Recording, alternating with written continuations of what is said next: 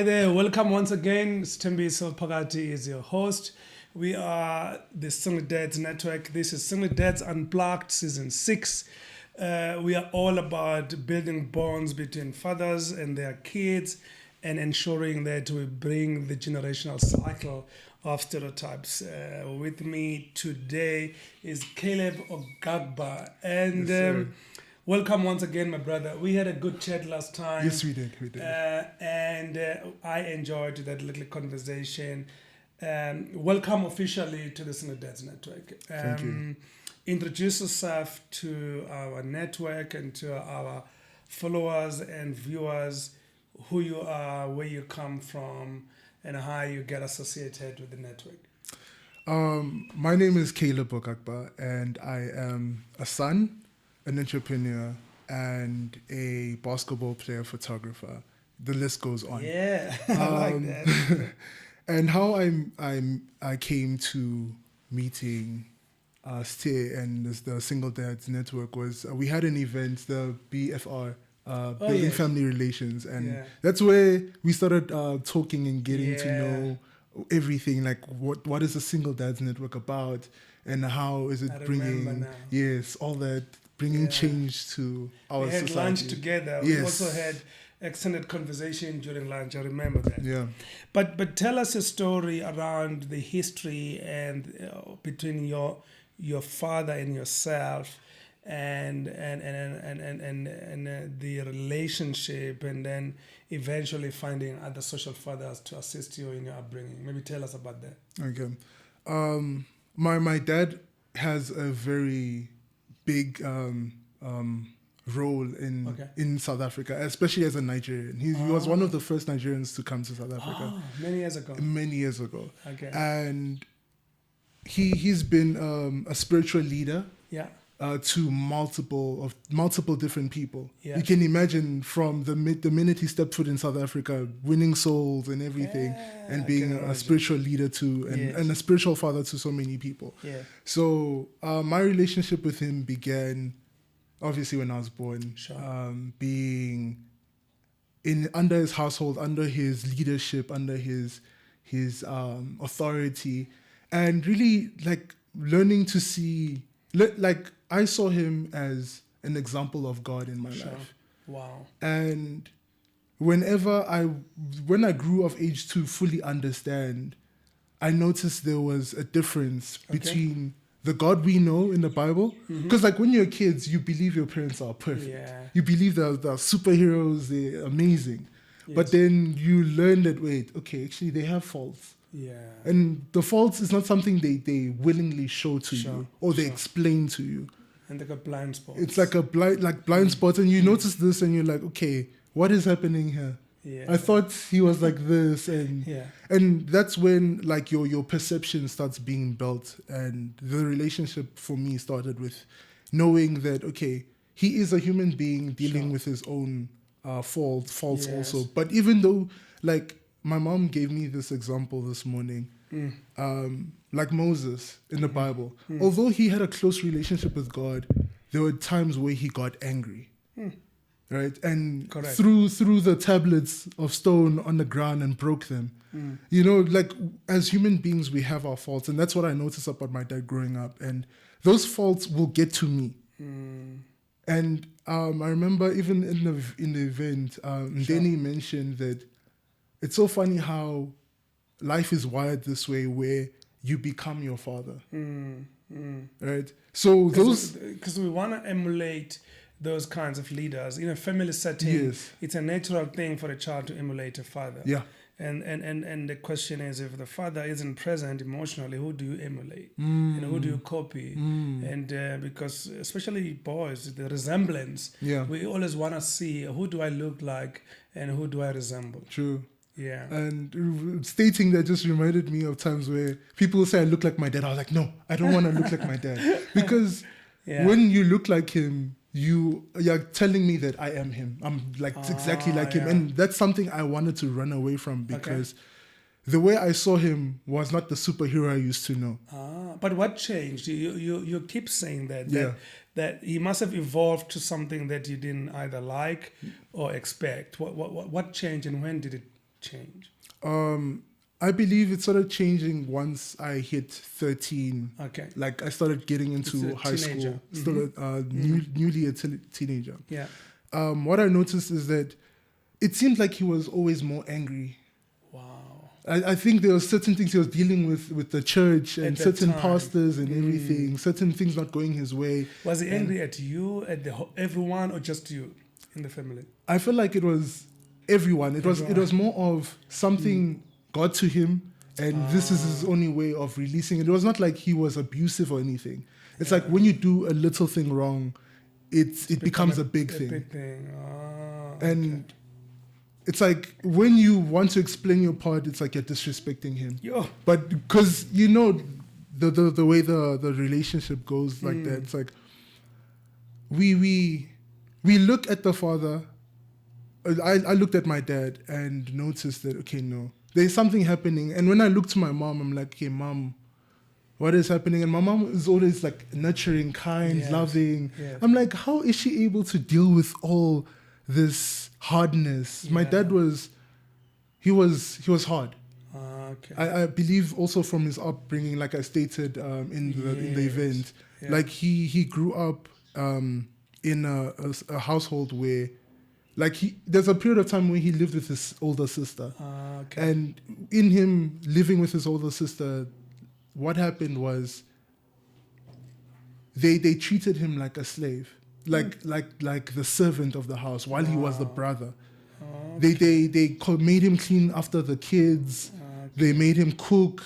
They made him sell things. They made him before he even goes to high school. Serious. At that young age, he's doing all those things for them. And when he cooks, they don't even allow him to touch the meat in the pot. I remember him stating that once, and I'm like, so you had a lot of baggage and traumatic history. Yeah. But how did your relationship evolve after that?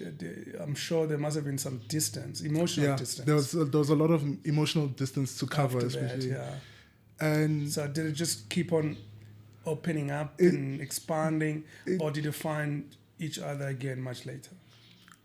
It kept on opening up until I noticed that no, I don't wanna carry my history into my future. So if I want to heal from the traumatic experience I have faced in my life, I need to actually go forward and address those situations, right? And then how old were you at that point? Was the first time I spoke to my dad, I think I was 20, Wow. 23. Since like when you were 13? Yeah. Wow. Like 10 years That's later. a long time ago. Because every time, like when you're young, you don't know how to articulate yourself without angering the next person. Because you'll try say things as blunt as they are. You want to be just safe and be on the good side. On the good side. Imagine, yeah. So when you spoke to him eventually at 23, who initiated the conversation? I did. You did. Yeah.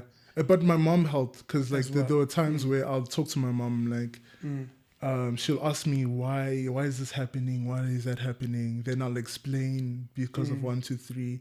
But like we realized that it would be nice for our dad to be more present emotionally and with us, like encourage us, because like how can I go into the world with confidence knowing that my dad doesn't even look at me, doesn't even talk to me? Yeah.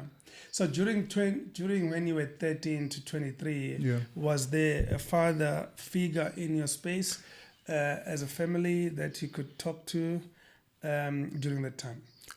The first person that I looked up to as some sort of a father figure was my eldest brother. Ah, okay. Because like I used to imitate everything he does. Okay. Because I also used to look like him, so I was like, you know, I'd rather look like him. Yeah, you know, than your because dad. than my dad.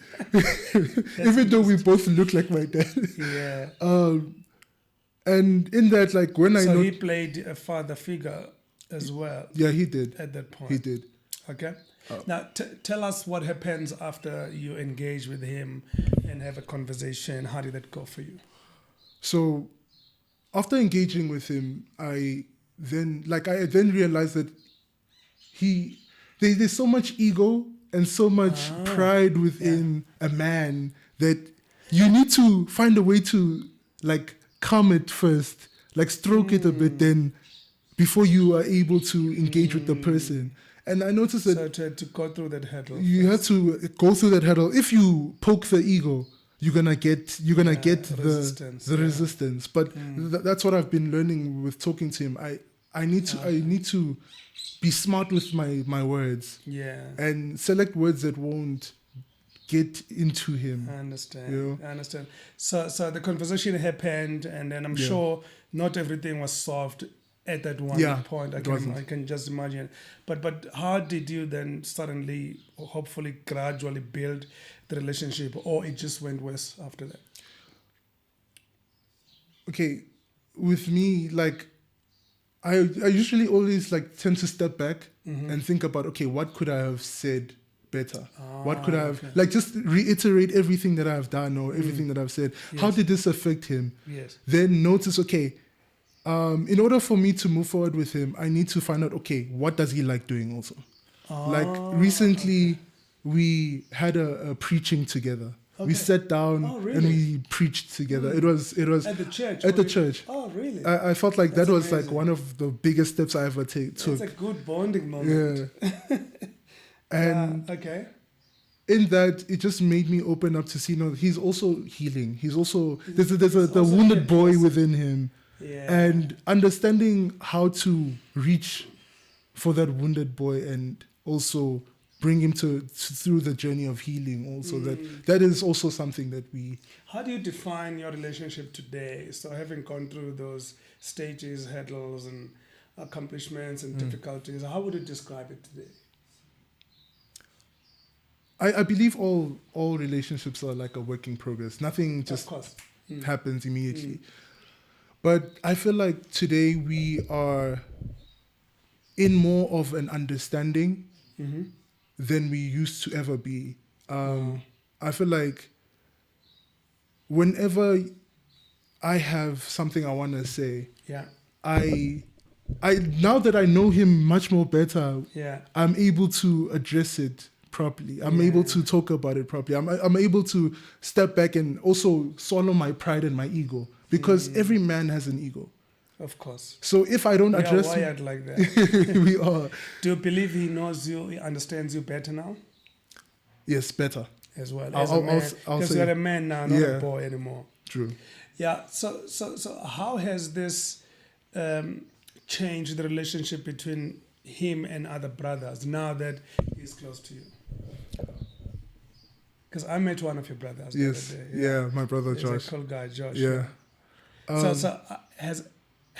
Has his relationship with your brothers changed in some kind of way? I feel like it's still a work in progress, because my brother is not a social type of person. He's reserved. So like, in order for my dad to reach out to him, he has to literally take the first steps and but swallow. Not your brother. Yeah. But my brother is not the person to want to initiate. Are there wounds, visible or not visible, that you believe you still carry with you because of that void over those 10 years that you want to talk to us about? Yes. Things that you still have to work on. The number one wound that I realize is the abandonment and feeling rejected. It may not be something where he physically said, "Get out of my house. You can never eat here. You can never sleep here anymore." But like just emotional abandonment. Just emotional abandonment, and it made me seek to please people. It made me people please at some point in my life. Like I'll do things that I'm not okay with, but just so the next person knows that I am there. Just to cover up the other stuff that's missing. Okay. The other stuff that's missing. And I feel like, and I mentioned confidence. There's a point in my life where I never had the confidence to speak my mind. I never had the confidence to suggest anything. Is it? So if you ask me for suggestions, I'm like, no, I don't have anything. While I have suggestions in my mind. So your level of confidence was very low. I also suffered from low self-esteem at some point. And like seeing all this just made me realize that there is a lot of healing that we need to go through. That is needed. Like even me relating with a prospective wife in the future, I to a degree, I had no confidence to even approach You her. had to even approach a girl. I'm like, look at me, and I can't approach a girl. You know, it's like, but how are you building, and how are you recovering, and how are you dealing with those kinds of setbacks? Are you still receiving help? Are you helping yourself? If you are helping yourself, what sort of methods are you using? Okay, currently I would say I'm partly helping myself and also getting information from internet. Watching, I've been watching your videos. You have been watching. They've been very helpful, and I've also been watching other videos to really understand what is a man, because like that has been my most biggest desire to find out what does it mean to be a man. What is a man? Last time we spoke, Caleb, we spoke briefly also about leadership. I remember you posed a question to me after my talk. What is leadership for me in my family? For you, how to define it? Leadership from you and from your dad. If you had your kids today, I mean, what kind of teachings would you impart in them? I will impart that leadership is not only knowing where to go, or how to get there, but it's actually guiding. Like I remember in our interview, I mentioned that the analogy of a shepherd comes to mind. And whenever one leads, it's from a perspective of, I want to make you the best so you are able to attain the goal that is in front of you. I want to equip you with the right things so that you may be able to attain what is in front of you. And when you go about that, it's not like I put a task in front of you and like, just do it. No, I guide you through it. I'm like, okay, see, this step is 1, 2, 3. It's a process of doing this and this and this. And the goal here is not to just get it done, but allow it to work on you. Let it work on you. And what we see with leadership is that there's a list of traits and characteristics that are needed. There's a lot of patience. There's a lot of patience needed. It's like a coach. You need patience when you're teaching something to someone. You can't just say, you don't get it, okay, leave. You know? But it's a process. What's your take on the power and the value of social fathers as well as mentorship? And you and I were touching on this the other day, that perhaps we shouldn't shy away from the possibility of looking for those social and spiritual fathers from our churches, communities, social settings. What would you say the value of that is, especially for those young men like yourself that were lacking that present father in their lives? The social fathers or mentors are very important. Because they really give you a broader perspective of life. They give you a broader perspective of anything that you could be going through. And really understanding that will like give you a platform to not only just become great, but become like, imagine a scenario where a bird is flying for the first time, right? Obviously, they from what I've heard, it's like they jump out of the nest to stretch their wings, but once they're not able to fly, the mother bird comes and catches them and brings them back, and that's an analogy of a mentor and a spiritual father of social fathers, is that they give you the ability to do things for yourself, but yet they have the guidance helps you from actually falling into despair. Someone said on my social media page that when a social father is involved in a child's life, the real father gets jealous and then he wants to take his space. I said, then that's good. That's good, because it's like seeing your ex-girlfriend or ex-wife that has got kids with you and kids that you had abandoned, and suddenly there's a stepdad, and then you try and push him away to take a space, but then do take a space. So is there a social rework that we need to put out there to recondition society that actually stepdads and social fathers are necessary where the father is on the run or unavailable or has passed. I mean, is there work that we need to do really to change the mindset of society on that? Yes, I believe so. Mm-hmm. It's just bringing society to the point that they need to understand that without a father figure in one's life, a boy doesn't know how to become a man. Only a man can raise a man. Only a man can raise a man. A boy cannot become a man without a father figure. And I want to just retouch on a point of leadership. Sure. It is from the point where the father himself has led himself. Fair. He needs to lead himself first. Yeah, the father needs to lead him. The father needs to lead himself first in order to lead. Because how can I learn how to lead you if I've never led myself? That's powerful. And that is something I noticed being a youth leader. I was just asking myself, how can I lead these people if I don't know how leadership looks in my own life? In my own life, yeah. And did you find, sorry to interrupt you, did you find at some point that your father led leadership, self-leadership, if I may call it that, at some point? Yes, at some point. Because I feel like it's not that we forget that we are leading people, but we forget that we need to lead ourselves first. And how did he turn the corner though? How did he reorganize himself and reprioritize everything in his life? I believe he was able to do this by first and foremost taking discipline, like being disciplined. Like what I noticed is like he organizes his time based off of work, meetings, and everything. So he prioritizes his passion, everything, church, everything, and everything. But and is there something? My previous guest, Moses Tabela, was talking to me that saying that sometimes we have to learn from our sons to be able to be better fathers and better parents. What do you think you taught him during this time? Now that you've begun to interact.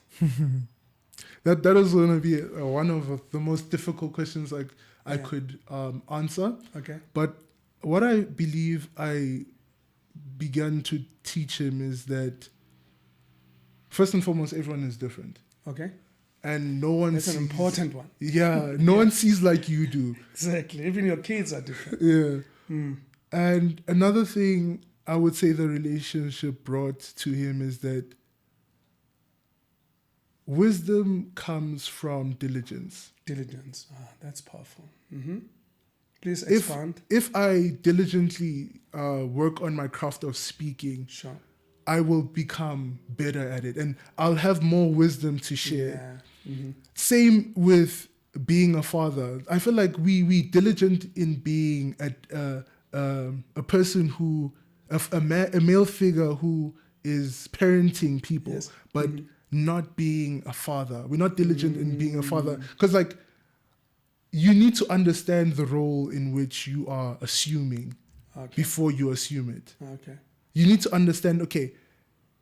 And I feel like that's what this relationship is bringing us. It's bringing an understanding that I need to also be patient with the people I'm leading. Because they're going through stuff. Sometimes they're going through stuff that you know nothing about. True. And parents are not very good with pouring what they're going through, and especially to their kids. True. Did you find a point when your father became vulnerable in front of you? I feel like the only thing he was ever vulnerable about is winning souls. Winning souls, like winning souls. Saving people. Giving people Jesus Christ. I feel like that's the only thing I've ever seen him cry about. Serious? But other than that, when he sees someone healed because of him or because of his work, oh wow. Other than that, outside of the church work, you never saw him like say, "Listen, I'm sorry." Has he ever said, "I'm sorry" to you? He has. Okay. In the past, when I was growing up, that was one thing you will never hear. Okay. But then as we kept on growing, he would say, "No, I'm sorry. I know that I did wrong here. I'm sorry." And when that happens, I feel it in my heart. You know, it's like, wow, he actually apologized. It's an emotional thing. It's an emotional, very emotional thing. That's great. Now that you are in this space with him in terms of relationship, What lessons are you taking forward? Because I can imagine someday you're going to be a father as well. I'm trying to think, Caleb, what is it that you're going to take away from your relationship with the father that you can use in your own family one day when you have your own kids? One thing that I take away is that the number one priority in life is our relationship with God. That's important. That's very important. That's the center stage. Center stage, because when I explained that we preached together, we spoke about the confidence we have in our Father's ability on Father's Day. Yeah. And when was this on Sunday? Yes, that was on Sunday. Yes.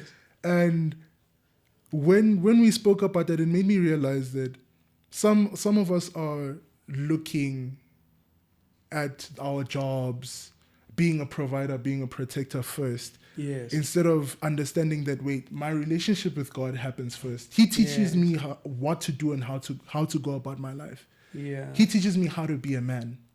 Wow. Right? And from there, I can now be a man to my family, my wife, my kids. Then from my wife and my kids, then comes my assignment. What God has called me to do. Your but purpose. My purpose. And like understanding this, that family comes before purpose, because like I've heard so many pastors, they put their purpose before the family and the family crumbles. No, it's the wrong order. That's the wrong order. It's first family, then the purpose. Yeah. Then after the purpose comes everything else. How has your own spiritual journey shaped you to be a better man?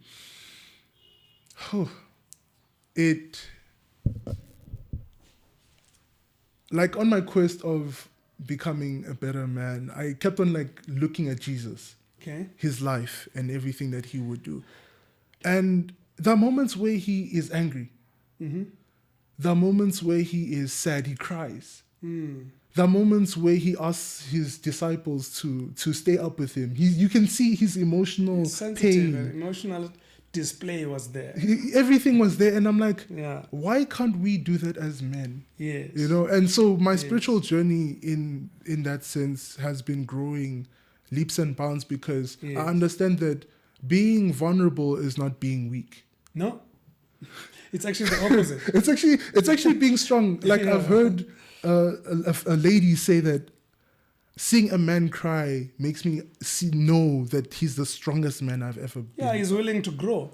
And I was saying to Moses before this chat that actually when you are vulnerable and pouring your heart out as a man, you are displaying that you actually are willing to grow and be a better person. True. It's not the opposite. In contrary, though, a lot of people think that you're just displaying your weakness. Yeah. Yeah.